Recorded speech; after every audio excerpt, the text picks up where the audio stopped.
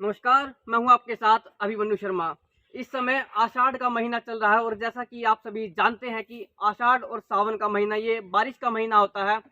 और बारिश की हम बात करें तो ये कुछ लोगों के लिए राहत लेकर आती है, वहीं कुछ लोगों के लिए बारिश आफत भी बन जाती है, क्योंकि प्राकृतिक आपदा है ये। यदि यही बारिश किसी के लिए आफत बन जाए और इस बारिश के कारण क्या दुर्घटना यहाँ पर हुई है वो आप देख सकते हैं। हालांकि मैं इसे बड़ी दुर्घटना नहीं कहूँगा, क्योंकि किसी प्रकार का व्यक्ति का नुकसान यानी कि जान माल के नुकसान की बात करें तो माल का नुकसान हुआ है यहाँ पर, लेकिन जान का नुकसान नहीं हुआ है। तो वो मैं कहूँगा कि भगवान की ये भी दया रही कि इस प्रकार का कोई नुकसान नहीं हुआ। लेकिन यहाँ पर आप देख सकते हैं पानीपत के गांव ऊझा में इस समय हम खड़े हैं, और यदि इस क्षेत्र की हम बात करें तो आप देख सकते हैं काफ़ी इस एरिया को देखकर लगता है कि काफ़ी पुराना बना हुआ एरिया है। आजकल गाँव में इस प्रकार के घर मकान नहीं देखने को मिलते हैं जैसे यहाँ पर मिल रहे हैं, और लगभग आज से 15-20 साल पहले इस प्रकार की स्थिति हुआ करती थी बने हुए घरों की, जो यहाँ पर इस समय है।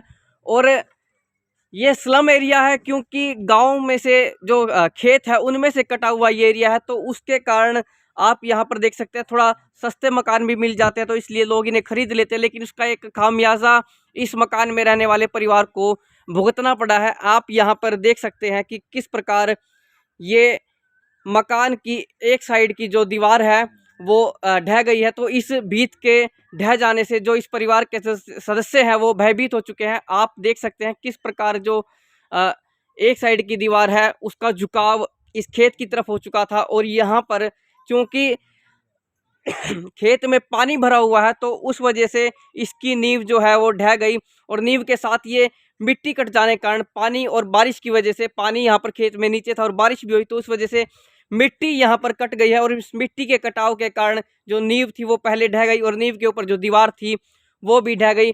और दूसरी बात बता दूं, एक तो गेट आप यहाँ पर ये देख सकते हैं, दूसरे गेट की बात करें तो वो यहाँ पर लगा हुआ था, और चूंकि इस तरफ का जो पूरी दीवार है, पूरा एरिया है वो ढह गया यहाँ पर, तो ये गेट देखिए इसे बाद में यहाँ पर खड़ा किया गया है।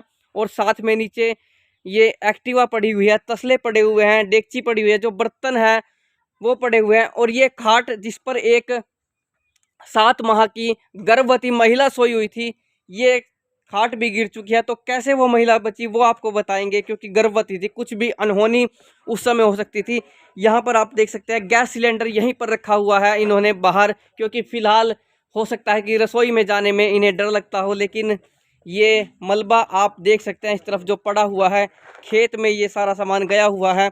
और आपको हम कोशिश करेंगे कि घर वालों के सदस्य जो घर के सदस्य हैं उनसे भी बातचीत की जाए।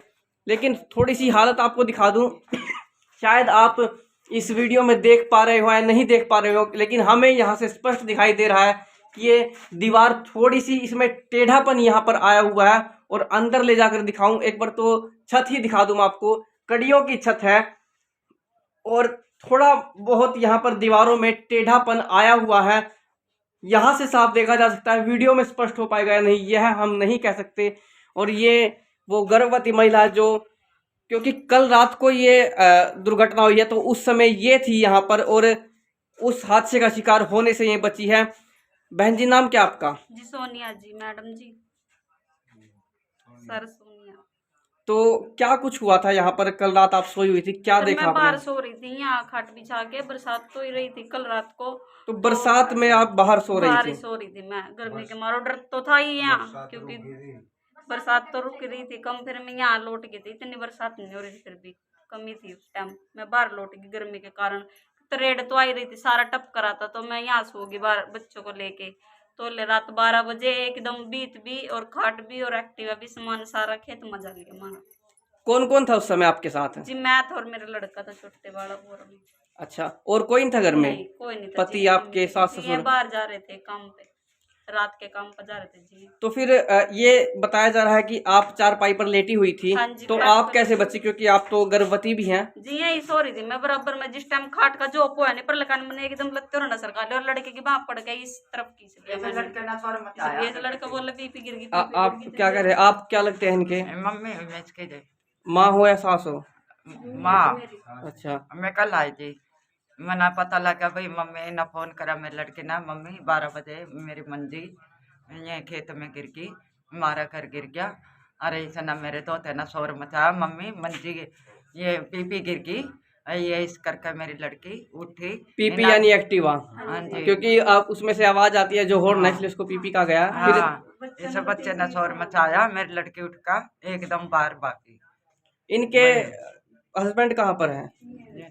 आप कहाँ गए हुए थे भाई साहब? सर मैं काम पे था अच्छा, क्या काम करते हैं आप? जी, फैक्ट्री में लग रहा जी, ठेकेदार के थ्रू। अच्छा, 8-9 हज़ार रुपये तनख्वाह देता है जी, 12 घंटे की ड्यूटी। तो क्या नाम आपका? टिंकू जी।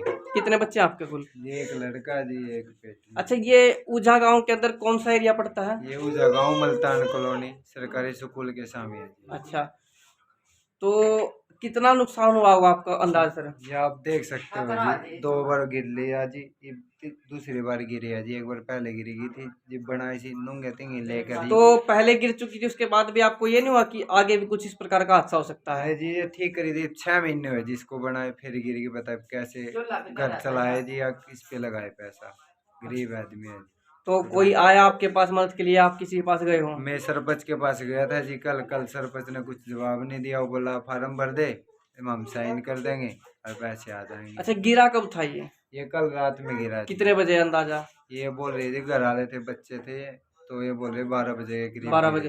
फिर आप रात को सरपंच के पास कितने बजे गए? कल दिन में गया था जी मैं। नहीं, गिरा तो ये रात को था, आप दिन में? आज दिन में गए हाँ थे। जी, आज गया था मैं दिन में, सुबह भी गया, एक बार और गया, 2 बार गया जी, और बोला भाई फार्म भर दो और मैं साइन कर दूँ, आगे ते आऊँगे जी। तो फार्म भरा आपने? फार्म किस चीज़ का भरा जी? नहीं, अगर मुआवजा चाहिए तो हाँ। कुछ ना कुछ उसके लिए कागजी कार्रवाई तो होती होगी। होती है जी, मतलब जी सपोर्ट ही नहीं देगा, ऐसे कैसे अभी तो 12 भर तो रखे फार्म जी में, अब तक तो आए नहीं जी। अभी तो लगभग 12-13 घंटे ही हुए हैं ऐसे गिरे को, तो एकदम तो मदद भी नहीं मिलती। तो अभी आप यहाँ की हालत देख सकते हैं। अच्छा, और भी यहाँ पर मौजूद हैं भाई साहब। एक मिनट, भाग रहे हो कैमरे से। कितने परिवार रहते हैं कुल यहाँ पर? आप ये 3 है जी घर में बच्चे। नहीं, और भी आसपास कोई ताऊ चाचा होंगे, कोई भाई बंधु होगा? इसके भाई है जी यहाँ पे पड़ोस में। अच्छा, हाँ, हम भी पड़ोसी है जी यहाँ पे। अच्छा, पड़ोसी हो आप। तो भाई है, कितने भाई रहते हैं आपके यहाँ 3 पे? भाई है जी, 2 बड़े हैं, मैं छोटा हूँ। उनके मकान भी यहीं पर हाँ है? जी जी, उनके मकान बराबर में है जी। चलो, मैं आपको वे भी मकान दिखा देता हूँ, क्योंकि उनमें से एक मकान में तरेड़ आई हुई है, दरारें आई हुई हैं। यहाँ पर फिलहाल आप देख सकते हैं, खतरा ये है कि अभी ये ईंटें पट चुकी हैं, तो हो सकता है और बारिश यदि हो तो ये भी ज़मीन जो है यहाँ से संकलित हो जाए। और बारिश के मौसम में ये अक्सर देखा जाता है, और इसका आरोप भी किसी के ऊपर नहीं लगाया जा सकता, क्योंकि प्राकृतिक आपदा है। और अभी जैसा कि इन्होंने बताया, सरपंच के पास गए थे, उन्होंने फार्म भरने के लिए कहा, लेकिन अभी इस चीज़ का किसी के ऊपर आरोप नहीं लगाएंगे, क्योंकि अभी इसे मात्र 12-13 घंटे ही हुए हैं गिरे हुए को। तो जो सरपंच ने कहा अभी तो वो काम नहीं किया गया है। और यहाँ आप देख सकते हैं जो गाटर इसमें लगाया गया है, इनमें जंग लग चुका है। ये भी किसी समय किसी अनहोनी घटना को अंजाम दे सकते हैं, मतलब इनके कारण हो सकती है यहाँ पर। फिलहाल ये देखिए आप, यहाँ पर भी दीवारों में दरारें आई हुई हैं, और नीचे अभी काम चल रहा है। तो ये मकान बनना ही चालू हुआ था, बीच में काम रोक दिया गया। संभवतः अभी तो बारिश है, तो बारिश के समय में वैसे ही काम नहीं हो सकता। अब इसका दोष किसे दिया जाएगा, क्योंकि यहाँ पर दीवार में तरेड़ आई हुई है। आप ये इसका दोष किसको देंगे? आपकी तरेड़ आई हुई तो एक वैसे साधारण सी बात है। नाम क्या आपका? सतपाल। थोड़ा जोर से बोलिए। सतपाल है। तो सतपाल जी, ये क्या कुछ इस मकान में आपके क्या समस्या आई हुई है? बनाया तो रहने के लिए था, पर अब नीम पट के बता के करा। तो इसका कोई किसी को दोष तो नहीं दे सकते, तो प्राकृतिक है। ऐसा है, पानी जो बराबर में पानी भरता है, नींगे भी बराबर में पानी भरता है जी, दोनों का नहीं पानी भरा है, तो दोनों का नहीं था, बीत बैठनी शुरू होगी जी, गेट मारी तो।